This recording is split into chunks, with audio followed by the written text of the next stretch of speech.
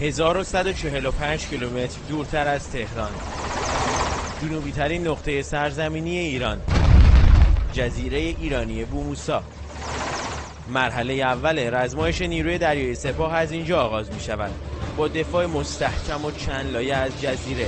موقعیت جزایر ایرانی بوموسا، تنب بزرگ، تنب کوچک و سیری در خلیج فارس موجب تسلط ایران برای کنترل کشتیرانی در این منطقه می شود، در خلیج فارس و غرب تنگه هرمز. حالا فرمانده کل سپاه شخصا برای نظارت بر مرحله اول رزمایش وارد جزایر ایرانی می شود. سردار پاکپور آخرین وضعیت آمادگی نیروهای مسلح مستقر در این جزایر را عالی ارزیابی می کند. ما دژ مستحکم دور تا دور جزیره‌مون ایجاد کردیم. خیلی خوبه، خیلی عالیه. تجهیزات خوبی هم گذاشتیم، بعدم بیشتر بذاریم.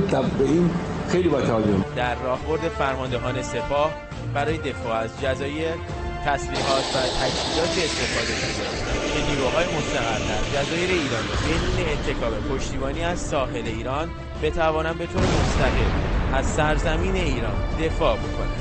به دلیل ملاحظات حفاظت از اطلاعات نظامی، همه مراحل انجام شده رزمایش البته نشان داده نمی‌شود. مثل این پرواز که توانایی حمله به اهداف هوایی و دریایی را دارد.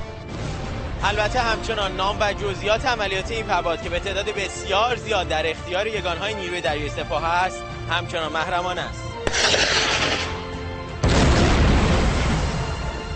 جزایر ما به عنوان حیات ما، به عنوان ناموس معنوی ما و ناموس ملت ما، لذا برای این جزایر و این آبها ما تا سرحد جان در مقابل هر دشمنی جزایر از سلاح‌های ما استفاده کردیم که دقت اینا بسیار بالاست و قدرت سر جنگی آنها افزایش پیدا کرده. موشک‌های کروز به طور همزمان از ساحل و دریا به اهداف تعیین شده حمله کردند. این موشک‌ها با تجهیز به سامانه‌های ضد جنگ الکترونیک قابلیت هدایت با هوش مصنوعی را دارند. فرمانده نیروی دریایی سپاه میگوید نیروهای مستقر در جزایر ایرانی توانایی درگیری با اهداف سطحی و هوایی را به طور کامل دارند. موشک‌های مستقر شده در این جزایر توانایی انهدام ناوشکن‌های دشمن در شعاع 1000 کیلومتر از جزایر تنب بزرگ، تنب کوچک و بوموسا را خواهند داشت. یونس شادلو، خبرنگار اعزامی خبرگزاری صدا و سیما، خلیج فارس، جزایر سگانه ایرانی.